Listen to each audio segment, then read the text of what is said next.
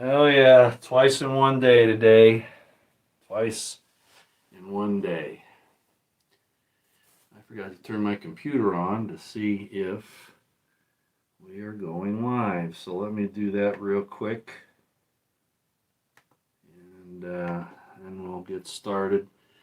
Just did one of these this morning, and the way things are progressing, I just felt like before the weekend I better do another one of these, preferably before nightfall tonight.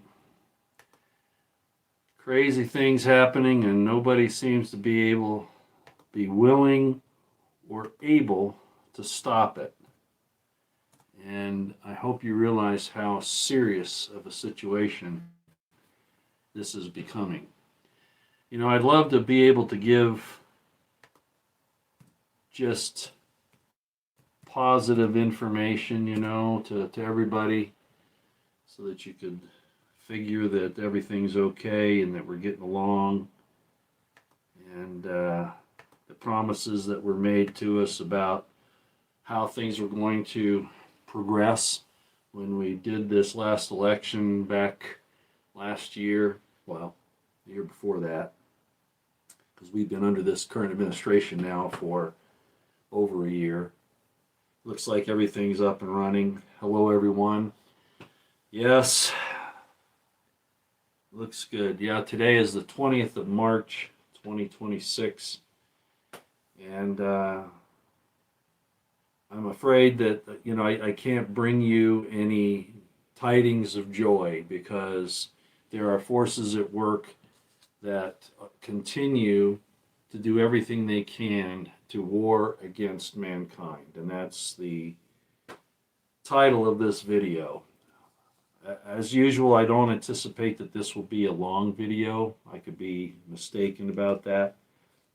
But I wanted to come on anyway and just give my 2 cents worth. I see Lieutenant Colonel Daniel Davis is talking, Colonel Douglas McGregor, and others from a professional point of view. And of course, you have retired and former military and current, well, not so much current military, but prior military and retired military that are talking about this in a positive light, that everything we're doing is so good and so great, and America first, and America right or wrong, that kind of thing. And I've never felt America right or wrong. Even when I was in the military, I was not that way.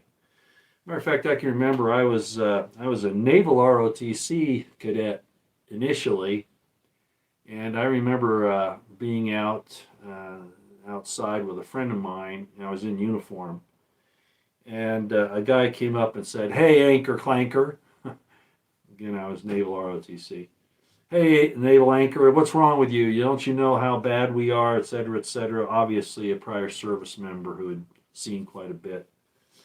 And, I didn't say much. I listen before I respond usually. And in this case, I was listening, but my friend, whose father happened to be a colonel in the Army, responded to this gentleman's questioning me with the statement, "Look, buddy, my country, right or wrong." And I heard that and I went, wow. There was a movie about King Arthur and Guinevere and all of that. It was called Camelot. It's a 1960s movie, I believe. And King Arthur was trying to come up with something that would describe what he was doing. Is it might to right? Might is right? No. Might for right. And that stuck with me, and unfortunately, it has put me at odds with very much of what the government of the United States and others have been doing for many years, at least during my lifetime, and certainly before. I think most of you know that my mother and dad were very much involved in information. That's when I first started hearing about the problems with the government. They were friends with President Eisenhower. My mom had actually worked for him. I won't go into a whole lot of background in that, but the fact of the matter is that I heard these things from a very early age, and then things kind of progressed, and I got more and more information. I became more and more distressed, and then I thought, I'll go in and I'll fix everything. I'm going to go in there and I'm going to be the example. I'm going to fix things. So when I got into ROTC, my whole idea was I'm going to fix the system. And youngsters, I was a young man at the time, and found out, you can't fight against City Hall. No matter, no, I mean, you can stand up and you can become a martyr, but chances are you're not going to win. There are exceptions, but most of the time you're not going to. And I'm not trying to discourage anybody from making the college try, the good old college try, but we are standing up against some very, very evil people. Before I go any further, you'll notice the thumbnail. I've got I wasn't sure which hat to wear again this time. I thought, well, I don't want to wear the USA hat. I'm not very happy with the way things are going. So I think this says everything I wanted to say. And then I've got this shirt on. I don't know if you can see it in the live stream. It's in the thumbnail. Let me stand up here and see if you can see that. Victory over oppression. People that were at Bundy Ranch in 2014 will recognize this as the shirt that it was for sale. There's some people there that printed those out, and man, I certainly wanted one. And I don't know how you feel about that whole thing with Bundy Ranch back in 2014. The government was lying as usual about what they were actually up to. They were doing this whole thing to grab the land grab again as usual, but they couched it in other terms, and they said there was a court order, which there was, but it was signed by a retired judge. I mean, the whole thing was a farce. If you don't know much about the Bundy Ranch situation, I do have in the playlists on this channel. You can go to playlists, and then you can go down and you can see the Bundy Ranch playlist, and you can see some of the things that I was doing there. Why was I there? Well, two reasons. I was already in Nevada. I was visiting a friend, Brand Thornton. Many of you probably know who he is. And pray for Brand. He's going through some difficulties right now. He's had some medical problems. It's called arteritis, not arthritis like joint pain and all that. Arteritis. Apparently, it's and it's grand cell arteritis. It's something, and I don't think he minds me telling you because he's talked about it. But he's had to have some surgeries and things, and he's having a real hard time. So pray for him because Brand's a good man. He's the one with the shofar, and he's blowing it at different things, different events, and he could use your prayers. He's a very, very good man. He's put himself out there on the front line more often than not. But at any rate, he and I saw what was going on there at Bundy Ranch when I was visiting him, and so we took a jaunt out there. And immediately, I mean, with my military background, I immediately saw what was going on, and law enforcement background. And I could see that the federal government was set up to do another Waco, basically, is what they were going to do. The Bureau of Land Management, with the help of the FBI and probably some other services, the Marshal Service, I imagine. As a matter of fact, I ran into some of them. And they even planned on, Obama was even actually I think it was Holder was talking about using drones to attack the Americans that were out there demonstrating. But basically, I went there to report on what was going on. I didn't want another Waco to happen without somebody there, me, and anybody else that could do it. So that the government couldn't lie about what they were doing and cover it up like they did at Waco. It was very, very serious. We did prevent that from happening, but it got very, very sticky there. As most of you know, there was a standoff at the federal corrals where they had stolen. I mean, cattle rustling is illegal even for the government. And they had stolen these cattle and put them out there in the corrals just off of I-15. And there was a standoff there with the demonstrators at the time. And yes, there were weapons involved, absolutely. But I mean, when I got there, it was real obvious. I could see federal agents up on several hills. I know what to look for. And they had sniper positions, and they weren't. This was even before everybody gathered there, before the big event. And they were scoping out moms and dads and kids at picnic tables, scoping them out, range finding. I mean, it was real obvious what was going on, and I became very much involved, as most of you know at this point. Again, you can go to my Bundy Ranch playlist if you want to see some of the things that I reported on while I was there. And I think we did prevent a disaster from happening, but at the same time, then the cowardly feds picked off people one by one. They went around and grabbed people and jailed them and all that. Principally starting around, I think it was about a year later. There was another situation that happened up at Malheur, Oregon. And I thought, even at the time, I was ill. I could not go, and I wouldn't have anyway, because my idea of standing up against the government isn't taking over buildings. I just that just isn't my cup of tea. I don't think it's right to do that.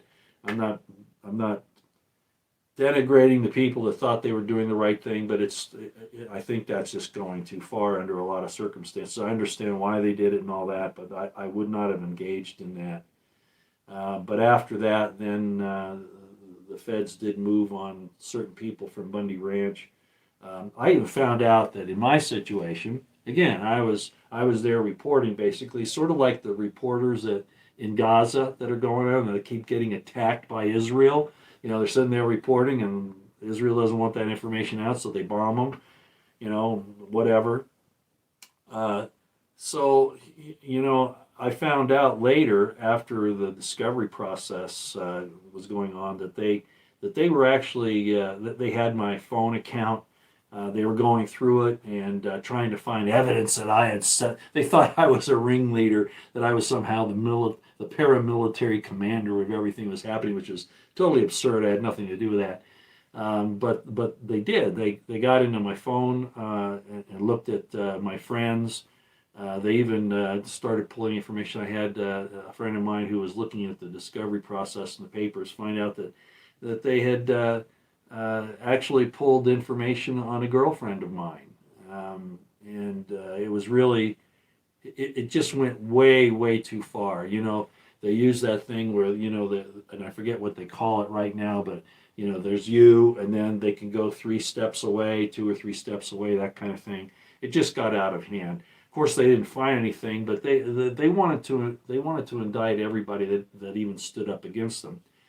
And years later, of course, we see what happens during the J6 deal. Okay, you see how they used what they learned at Bundy Ranch to do what they did on January 6th, 2020, going after those people, grandmas and all that, who absolutely had no intent of any malcontent or bad action, but they were out there rounding everybody up, but they can't find a single PEDOPHILE, right? They can't find any of those. They won't arrest any of those. Oh no. Our government's totally corrupt from the top to the bottom. There are a handful of people that we may be able to trust and nobody else. And I've said that for a long time.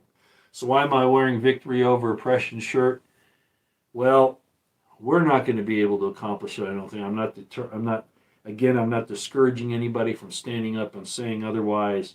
But as I've talked about for a long time, when you ask God to get involved, it's usually in a situation where he uses another nation to punish corrupt, evil nations. That's usually how it works in history when you see it. It was certainly the case in the biblical stories. And I'm not saying that there aren't other options, okay?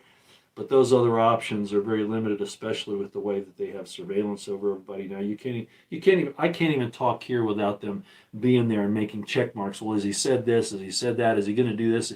They have psychologists look at your statements and say, well, what kind of a threat assessment should we do here? What kind of a risk does he propose? They're evil to the core, ladies and gentlemen. They're evil to the core. The system means everything. The individual means nothing.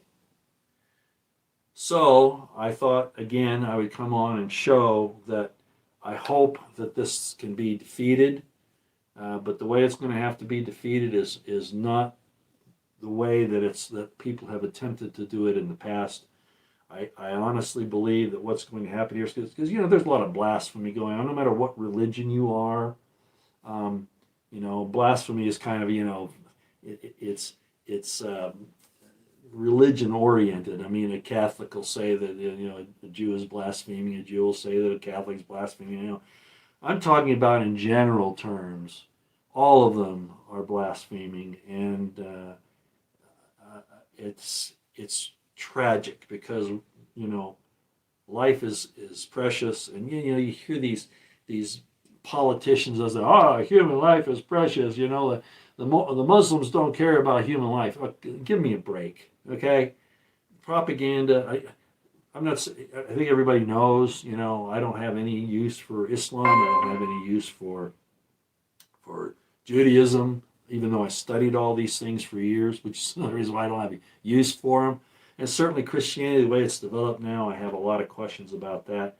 I come down and I said, look, all Abrahamic religions are corrupt, all of them, all of them. All of the appendages, they're, individuals might be okay, but the institutions, the organizations, all corrupt, all corrupt. The scriptures, all corrupt. The Holy Writ, all corrupt, all of it. And people say, "Oh no, Roy, you can't talk like that. God is more powerful than that. He can control all that. He can, but he didn't, because there's a thing called free agency. You can blaspheme God, and he's not going to. Even Jesus said in the New Testament, right? All manner of blasphemy will be forgiven unto men, right? All manner, even blasphemy against the Son of Man, but not like blasphemy against the Holy Ghost, right? So they let it happen. God lets it happen. It's a way of dividing. And I said a long time ago, I said, everything that's happening, it's tragic and it's horrible. And here we are, we're trying to maintain our lives and take care of our families and our loved ones, and these things keep happening. Economic problems, the fiat currency system, the taxation, the improper use of law and all that against us, the lawfare, which has been, Trump complained about it, but it's happening to all of us for a long period of time. And it's just so much to deal with. So what is the answer? Well, the answer is you stand on firm ground. You stand your ground, sort of like Tom Petty says, I heard one retired military officer quote Tom Petty, I stand my ground, and I'm thinking, the ground he's standing on is really sand. When I looked at it, he might think he's doing the right thing, and of course, a lot of that seems to be somewhat, individuals look at themselves differently than other people may, but I see what's happening and the lies that are going on. People who have been in the military or otherwise, police, whatever, government, and been involved in horrible things over years and sometimes decades. And it's hard to look in the mirror. So what they usually do is they justify their actions, whether it was watching their buddies die or they killed people that shouldn't have been, under some idea that, oh yeah, we were out there, pushing for democracy and freedom, and oh, let's go liberate the women in Persia, in Iran, right? Yeah. That's really what it's about. So again, I think this shirt in particular and the hat that I'm wearing basically is saying, there is a right and a wrong, there is evil and there is good, and unfortunately, in the history of things, the way it usually occurs that evil nations are punished is by another corrupt evil nation. It's just the way it is.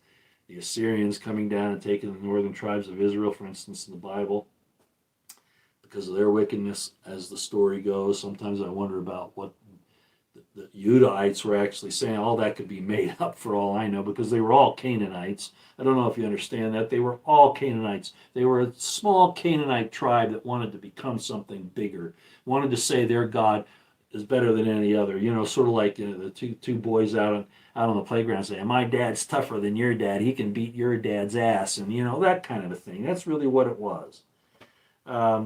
So things have progressed now where it's on a scale where they can destroy all of us, everything, all of mankind, all life on Earth.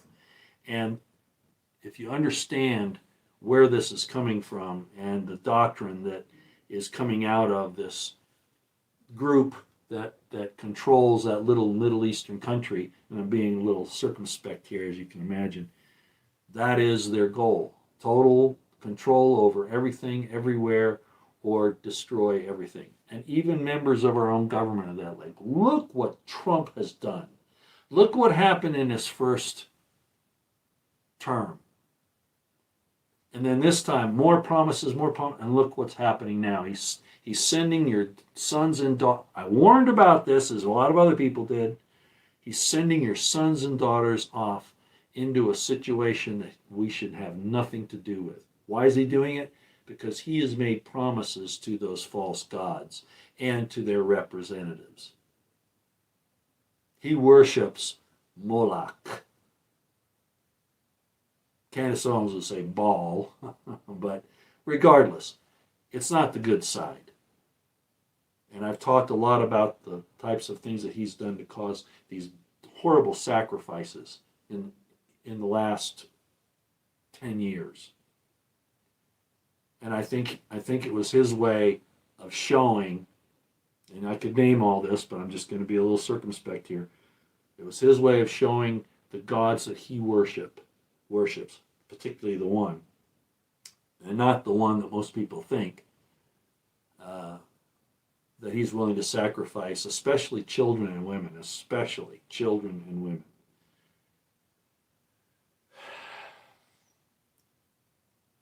Very frustrating. So what happens when a nation gets this bad? It's destroyed. Usually not from its own people who rise up. Usually doesn't happen that way. It usually happens in history with another nation because we become so prideful and so arrogant and so depraved that we allow outside forces to come in and take control, and then they can work against us from the inside, which is exactly what has happened. And then they plan our demise. And a foreign nation comes in and destroys us. And that's basically, I think, what's going to happen. Why are we sending all these people, and this is why I've come out today, why are we sending our military forces over into Iran? I have not looked, of course, I don't have any privy information to the battle plans or anything like that. But I've got a pretty good idea from, having been in the military before and written what the Pentagon does. They have a group that basically war games and writes operations plans for every contingency. And I've been involved in that, so I kind of got the idea. And you know what? They never go the way you figure. And there are ways that they take the information and they can tweak it for new situations as they develop and things like that. But the bottom line is, we're going to get smashed. We're going to get smashed. My big question is now, Iran is the underbelly of Russia. And that's why Russia and Iran have been together for so long, China and all that. I don't understand what Putin's doing in Russia. Their standoff is very peculiar to me, unless, of course, that little Middle Eastern nation has some kind of, input, some kind of control over, them, and that's very possible because that's what they've been working on for 50 years, actually, almost 100 years, a little over 100 years, and it's bad.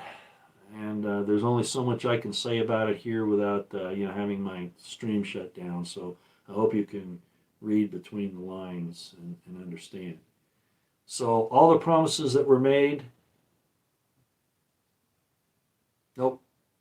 Quite the contrary, exact opposite. And that's what the devil does. That's what the devil does. He betrays you. Promises you glory, riches, fame, fortune, whatever, and then betrays you. And he's doing it on a grand scale. And I'm not even talking about the supernatural, the disembodied, the spiritual side. I'm talking about the men that are running all of this.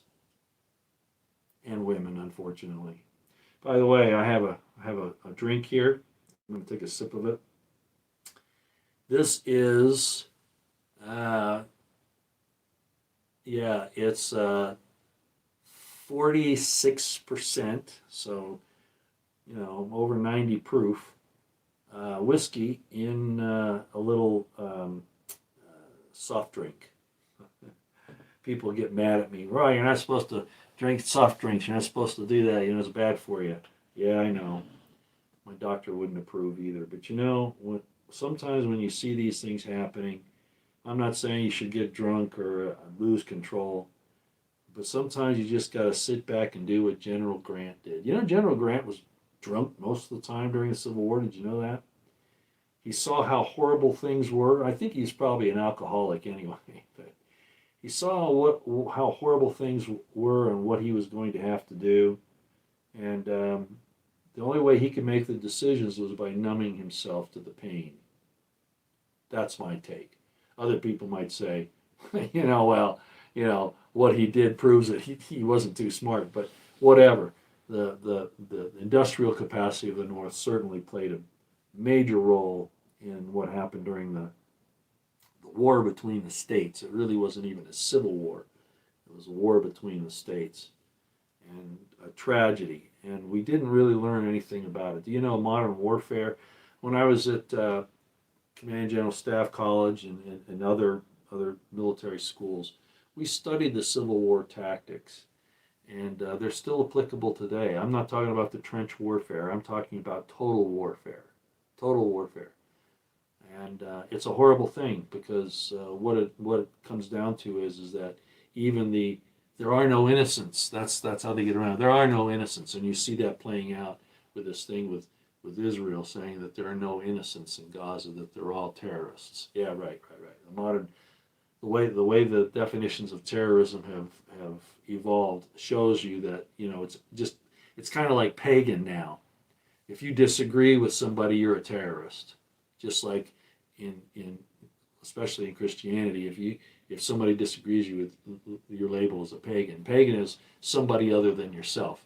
And terrorist is somebody other than yourself. And I've talked about, here we go with the oppression thing again. I went through the terrorism counteraction course in the Army. I was a captain at the time, and I was appalled at what I heard, because what it came down to, and it was classified at the time, but that's many years ago now. But I've talked about one situation to kind of explain how the whole thing works against you Americans, especially. And that is, if you own your own business, in other words, you're not getting a W-2 form from a corporation, right? If you own one firearm, and if you have 2 weeks' supply of food, and that's very subjective, you are a terrorist under federal government guidelines. And that's only one of the many definitions that they use. Now it's gotten to the point, and they kind of keep it down, but I'm pretty sure from watching what happens, if you're a dissident, if you disagree with the government, if you believe that they should be following the Constitution, right? How are we going to have victory over this? Well, it's going to have to be taken down, and I don't want to see it. I don't want it to happen, but I think it's inevitable. And another nation or another group of nations will do it. We're tied in at the hip. We're connected at the hip with the Zionist state of Israel. And if nobody can see, I saw one of these former retired officers who was asked, well, are there any proven links between them controlling us, these people over there in the Middle East, right? If they're controlling, there are no proven links. It's all hogwash. No, it is not. I've caught these people in more lies, or maybe they're just lying themselves. I don't know, but it's extant out there. And that goes back to this thing where some of the things they've done, they've seared their conscience and they're trying to justify what they've done. So, at any rate, like I said, I don't want to see it happen, but I think it's inevitable. And 70 AD, Yeah, as I've explained many times, if you follow me on X, and I've said it about it here, um, every messianic movement that the Jews had, and they weren't called Jews prior to, there's a story about the Jews. Some of the translations where you see Jews talked about is really inappropriate. And the Judahites, the Judites were one tribe out of all 12. I think I've explained all that. But what I'm trying to say is that every time there was a messianic movement, the Hasmonean period, the Maccabees, kind of a little different, and yet the way they managed things still caused some really bad problems in the end. Every time there's been a messianic movement, it has been destroyed, and thousands, if not millions, of people have lost their lives. And that's the pattern, and it's going to happen that way again. They're not going to be successful in the Pax Judaica because they'll go too far, as they already have.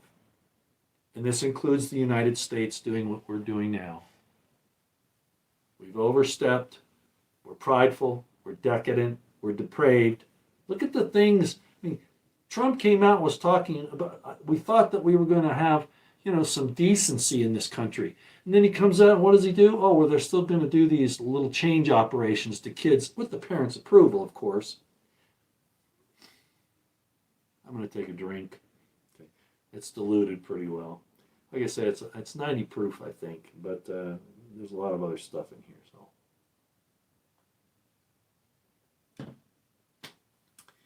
So at any rate, the war against mankind increases.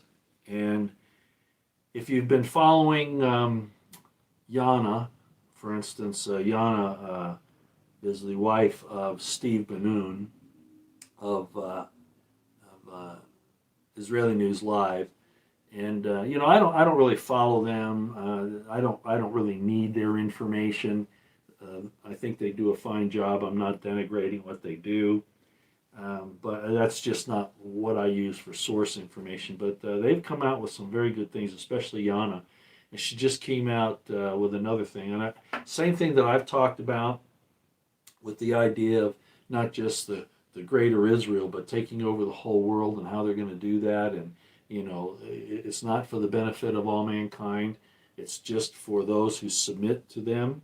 Okay? And even there, the people that aren't of them but submit to them become slaves. And why do our leaders not understand this? Why is our government not protecting us against this onslaught against our freedoms and against our lives? Because they're complicit. They saw the blueprint. Oh, the world takeover is already figured out, so we're just going to join them. Plus, they're giving us money to do this, right? That kind of thing. Well, Yana goes ahead and she also explains some things about and I'm not going to get into any depth because it's actually kind of disgusting, even though she's absolutely correct. There are occultic Kabbalist beliefs and rituals that basically talk about cutting you out, cutting you off. One of my Kabbalist teachers even admitted to me, our end goal is to kick everybody but us off the planet.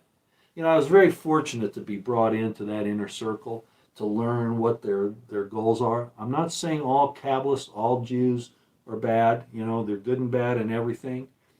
But when you see what is coming to the top, what is actually being done, you realize that this evil is what's winning right now.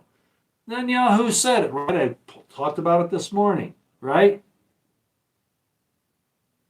Jesus Christ is not as strong as Genghis Khan because you have to be ruthless, you have to be violent, you have to take what you want, force it on others, kill the victims, kill the innocent. Oh, it's too bad, but that's what we got to do. Well, that's their philosophy. And you are considered, I'll say this much, if you have kids, you might want to stop their ears for a second. Yana explains it very well. You are the foreskin that they want to cut off so that they can have their covenant, their ritual, by cutting you off and throwing you away. As I said, as they told me, We're going to kick you off the planet. We're going to, and you should know what that means. Okay? Starting during the Second Temple period, there were lots of problems. The Herodians had gotten involved, who are actually the Edomites. You know, people like Netanyahu try to point at Americans saying, oh, you're Rome, you're Edom. Hey, they were the ones, the people that were Jews that under the Hasmoneans, the Maccabees, and I've talked about this before, who actually forced the Herodians into the Jewish religion. Right? They had warden and they forced them. You can't force conversion, okay? It's invalid. But that's what they did. And then, as a punishment, God put Herod, right, the family of Herod, on the throne of Judea after the Hasmoneans were kicked out by the Romans. So the fact of the matter is that the real Edom is sitting in that little Middle Eastern country right now, and they're probably not even Semites, but let's just say that they are. Okay, there are more Semites than Judites if they were claiming to be Judah. There are lots more. Abraham's entire posterity were Semites. And before that, it goes back to who? Shem, right? According to the biblical narrative. I'm not even saying it's true that way. This was all designed to give them a history that they didn't have. I see these Jews and these rabbis saying, oh, we've got 3,000 to 4,000 years of history. No, you don't. It was made up primarily during the Babylonian captivity, primarily. And then even more so during the Hasmonean Maccabean period. Well, this will probably get me thrown off YouTube. But you know what? I'm getting tired of it. You know, I've told you before, I just want to stop this. I just want to stop it. Because what good am I doing? I'm a lone voice. I'm so happy. I see other people really taking this to heart and talking about it. And they have much better audiences than I do. The only reason why I keep doing this so people can't say, well, Roy, why didn't you talk? Why were you silent when you saw all this happening? Silence is complicity. That, ladies and gentlemen, is really the only reason why I continue. And of course, like I said this morning and other times, I'll get this inspiration, this idea that I need to do something, and I'll put it off and I'll put it off. I don't want to do it because I feel like I'm wasting my time. And that's nothing against you good folks that have followed me and are very kind to me and even say that you're looking forward to the posts. Because I do get into things a lot of other people do, and I can take things in from all sorts of different places and then make sense of it. And it's because of my experience, my education, my training, all of that. And of course, the time that I spent in the inner circles of some of these things to learn about what they're doing and what the end goal is. When I first started, I kind of got off track there. When I first started, ancient mysticism is not a bad thing. It's actually a very good thing. Because, as Jesus is quoted as saying, the kingdom of heaven is within you. So if you can go inside and connect with that, that's true mysticism, okay? As long as it's not corrupted. You know, the pineal gland and all that stuff, your heart, you know, all that. You're actually a liquid crystal. I forget exactly how it was explained, but your heart is actually a liquid crystal generator, okay? And it's really a center of a lot of your being. And then you have the pineal gland, of course, and, you know, your mind, and these things are all connected. So the early mysticism was really about connecting to that.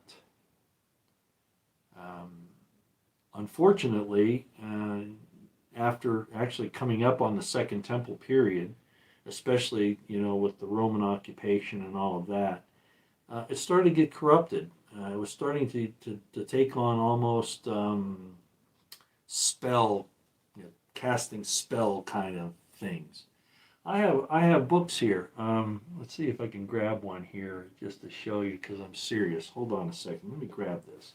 I think it's over here in my bookcase. Let me see if I can find it. It should be here. I've been turning this thing around a little bit, so it might be. Where'd it go? I hope I didn't end up loaning it out, but I may have. Oh, there it is. Okay. I told you. I'm serious here. Some of this is very good. The real problem with Jewish mysticism, as with every mysticism, is it gets corrupted. People use it for the wrong reasons. We could jump ahead to the late 19th century, early 20th century, and see how Aleister Crowley used it. Black Kabbalah is basically what it is. I've got his book 777, for instance. Okay, so I'm very familiar with this stuff. I've studied it for a long time. Underneath, rabbinic Kabbalists, who I've explained why they brought me into their circle, which is actually endangering them, because if they teach a goy this stuff, they can be unalived, that kind of a thing. But as I explained, I guess it was an exception. They saw my name, they saw what I was doing. I've told you what my name is in Hebrew. When you translate it into Hebrew, it's Meleka ben Yatzar. They saw that, and as what I was doing at the time, which most of you I think know, I've talked about it. Hey, this is important. We got to talk to this guy. So they brought me into their circle, and they taught me off and on for it was over a decade. Okay, here's one of the books. Okay, the Sefer Yetzirah. Now, unfortunately, even on this is from Aryeh Kaplan, a rabbi, Aryeh Kaplan. He says that this is the book of creation. No. It's not Barah. It's not the book of, it's not Sefer Barah. It's Sefer Yetzirah, the book of formation. Remember, God took of the dust of the earth and formed Adam out of the dust of the ground. That's what the Sefer Yetzirah is. It's being involved not in creation like what they did later in Lurianic Kabbalah and in Moses de Leon, and I forget the guy who actually made a golem. I always forget his name, the rabbi that did that. But it's not actual creation. Formation. It's forming things. It's the potter. Okay? Another funny, that's my name, right? It's the potter forming the pot. It's putting together things that exist and forming them. The earth is without form and void, and this is not a correct translation, but without form and void, and so without form and was void, and so God moved upon the waters and then started forming things, one of which was Adam, of course. So the Sefer Yetzirah, I've studied this, and it gets into meditations, permutations, contemplations, and I've used this. I was schooled in this. At that point, the Sefer Yetzirah, and there's questions about where it came from, it's claimed that actually Abraham wrote the original book. I kind of doubt that. But there definitely were concepts that came forward and were known prior to this becoming well known in the first century, probably by Rabbi Akiva at the time, who I do have some respect for, the Rabbi Akiva. That's all something I don't want to get into a lot of detail about, but connecting to that inner, the kingdom of heaven within you, that's what this is really about. It became corrupted during the medieval Kabbalists' time. As I just mentioned, Moses de Leon with the Zohar. All the crazy complications. What it reminds me of when I look at that, and I see some of these Kabbalists really get into it, and they miss the whole point, in my estimation. They miss the forest for the trees. They're so involved in the minutiae that they miss the message. That's how I look at it. And there's some people that will disagree with that. But you remember in A Beautiful Mind, and that was a 1999-2000 movie with Russell Crowe, and he's Professor John Nash, who was this brilliant mathematics guy, and he starts to have delusions about him being involved in a secret agent thing, and he has all these newspapers and stuff where little things are said here, and it connects over here, and it connects to that, and it connects to that, and you got this maze of information, all this minutia. Reminds me of somebody else who's currently doing something like that, and I have a lot of respect for him, but he's done a little too much of that, as has a couple of other people, I think. It sounds impressive, but when you get down to it, what it is, it's delusion, in my estimation. I'm not saying it's on purpose or whatever, but that's kind of where it goes. So, at any rate, with the medieval Kabbalists, Moses de Leon, the Zohar, not saying there isn't good information there, but it just gets out of control. The Bahir is probably okay. Sorry about the connections I'm getting there. I'm probably going to have to sign off here pretty soon. These calls that are coming in, but the Bahir was incomplete apparently. The Zohar was like crazy. It's volumes of information. Of course, the Talmud is volumes, and that's not really Kabbalistic, but the commentary in there is just, some of it's good and some of it's just, what in the world, and then, of course, with Lurianic Kabbalah, what occurred here was all this thing about they're the chosen people and that everybody else is going to get wiped out. That's basically what it comes down to. God has no use for anybody but them, okay? And it's serious because that's not how it was designed. To be chosen means that you're to lead the way and show how to be good, how to be righteous. Not that you're special and that you can get away with murder if you have to. That's not what it means. So at any rate, I've studied all of this. I understand a great deal. I've cast off what I consider to be the gross, the chaff, if you will, and only kept the good parts. So I've probably forgotten more than most people know, intentionally so, under the circumstances, although I do know the basic deal about what's happened. So here we are, and these evil people that believe that they can cast these spells, and that's really what Netanyahu's been doing with these AI videos that he's been putting out. He's casting spells, is what he's doing. And most people, a lot of people are susceptible to it. I don't know that he's alive. I don't know what the situation is, but as I explained this morning, there's something sinister going on here. And it could very well be that they are tapping into an interdimensional being, or it could just be some prideful guy, kind of like Trump, who is taking control. It wasn't he? He was probably in charge of Q, actually. I called him out. That's one reason why I got out of the. I was following Q there when it first started around in 2017, especially after the kind of kicked off after the Las Vegas massacre there at the Harvest Festival. It's really what it got going. And there are people here that I know follow me that were very much into that and still are. I'm not going to mention their names, but it's gone too far, guys. It's gone too far. It almost looks like, Trump was probably involved, and so I kicked him loose. That's one of the reasons why I got rid of him in 2018. I haven't had any respect for him since, and I know that he, from what he does and from the things that he does, that he is not a godly man in the sense that most people would define that. He considers himself something super mankind. He said he's not going to heaven. You're not kidding. You're not kidding. And I'm not judging him. He's already said it himself. All right. The promises that he made, he's broken his covenant.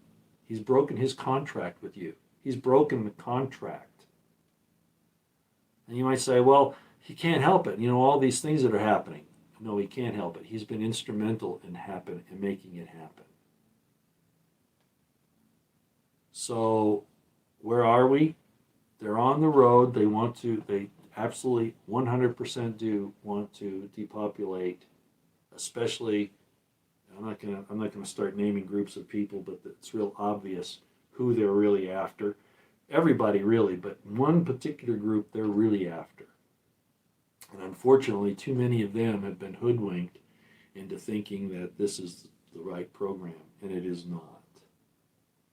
So the war against mankind is increasing, and it's disturbing. All right, I think I'm done. I was going to look at a few. I forgot to bring my glasses. Had to put my full hope in our Father in heaven. Yeah. Oh, that's another thing. Yeah.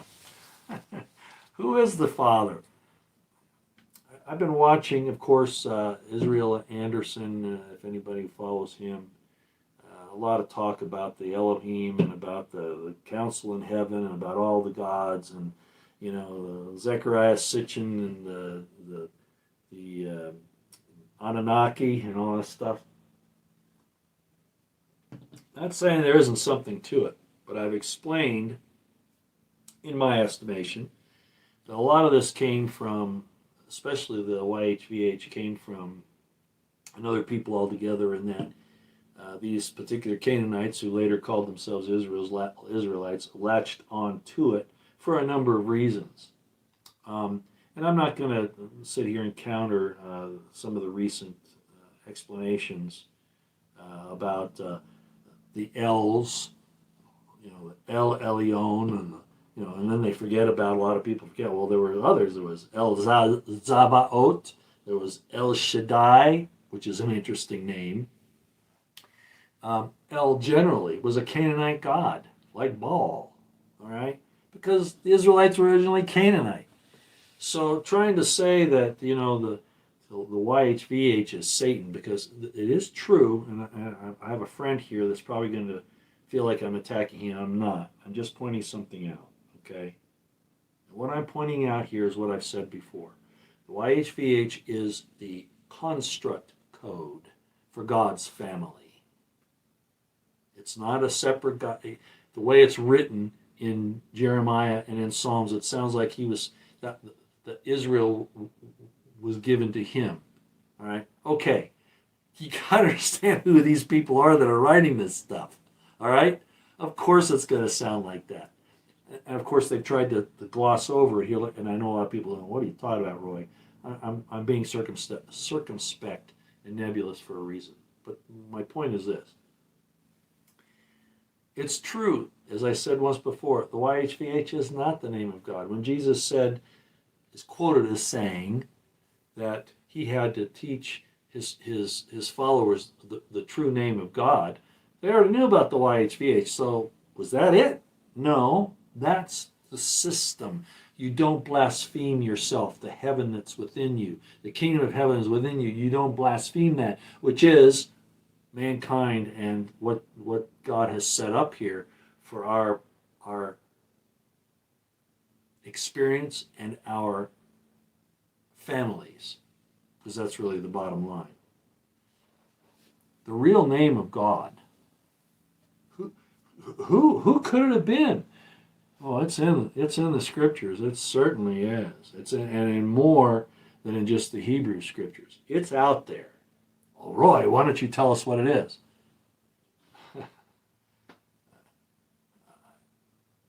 I don't know anything more than most everybody else, but there are clues. What happened to me years ago that I've talked about, where this entity, this being came to me, yes. Father isn't it either. And I made this point once before. If your father's name is Stephen, you're not going to go around and say, hey, Stephen. You're going to call him, hey, Dad, hey, Father. All right? Father isn't it either. That's what he is, but that's not his name. And El is not his name either.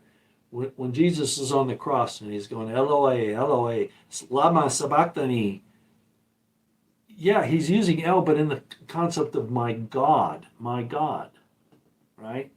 Well, the Jesus is saying El is God. El Elyon, most people will think. El Elyon meaning the Most High God is what it's usually translated as. Not exactly, but pretty much. But as I just pointed out, there are other L's. El Shaddai, El Zavaot. L's not it either.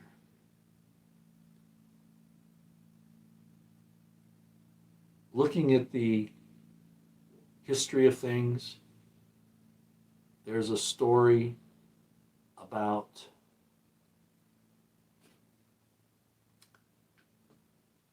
that man was made in God's image, not just his reasoning, not just his spirit, but his actual construct. And the secret is there. I am convinced of it. And my experience has borne it out at this point.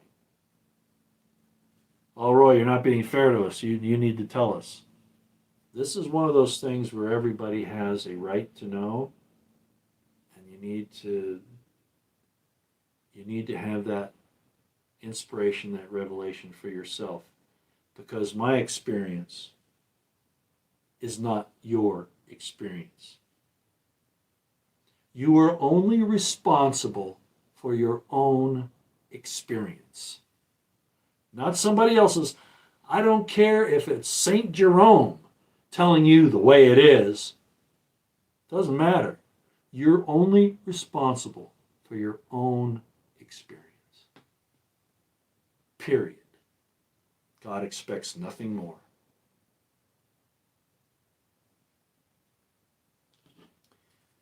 Bad things are coming, ladies and gentlemen. You could say, well, they're good because the nations of the earth are finally going to be put down. Victory over the oppressor. Who's our oppressor? Our own government, obviously, and who they pay attention to right now for religious reasons, and this gets so complicated.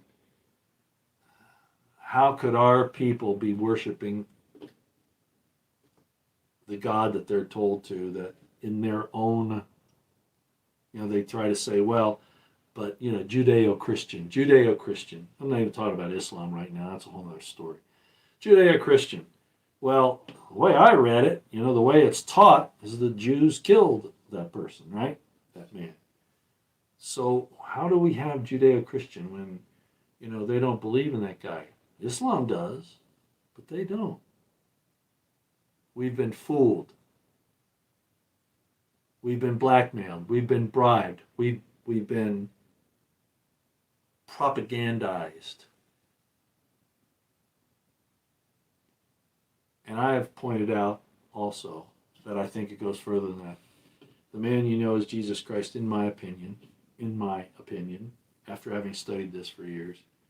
He was not a Udahite even. Certainly not a Jew. All right? He was not. The birthright didn't go to Judah. Even in the texts. Did not go to Judah. There are problems with it, but that's one of the inconsistencies. First king of Israel wasn't a Udahite like the promise was supposed to be. It was a Benjaminite. Saul. Uh-oh. What's going on here? All right, ladies and gentlemen, I've done enough now, I guess.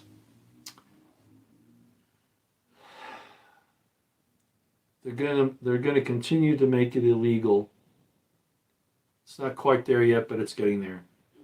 To be critical of that little Middle Eastern nation because they're going to say it's you fill in the blank.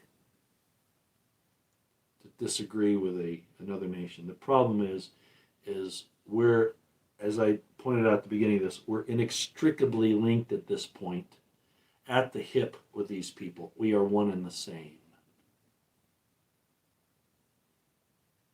That's a very bad place to be, despite the evangelicals, the Christian Zionists, Pastor John Hagee, Pastor Greg Locke, I think is his name, whomever.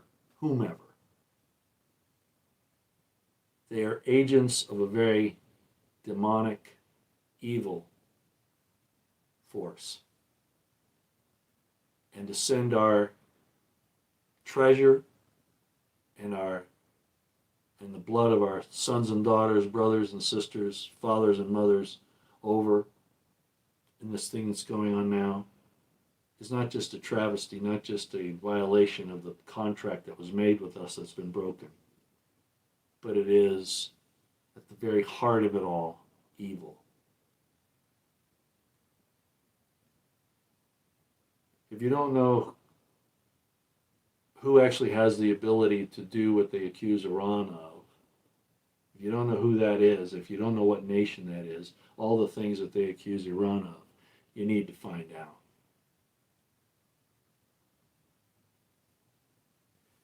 That's all I got for everybody. Cheers.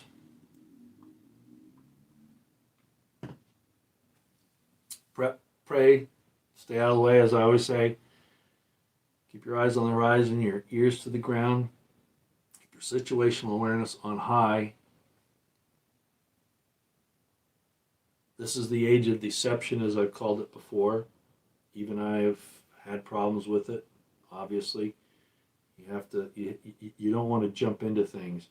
You know, of all the things that Dan Bongino used to say, he was right about one of them. And it was that when you hear something in the news or on the social media or any place, don't go out and think that that's the end story. Wait 24 hours, 48 hours. Yeah, you might not be the one to break the story, but at least you'll probably most likely get it a little more correct than everybody else. So don't jump to conclusions, but keep your wits about you. Keep your feet on the ground. Use wisdom. Apply understanding.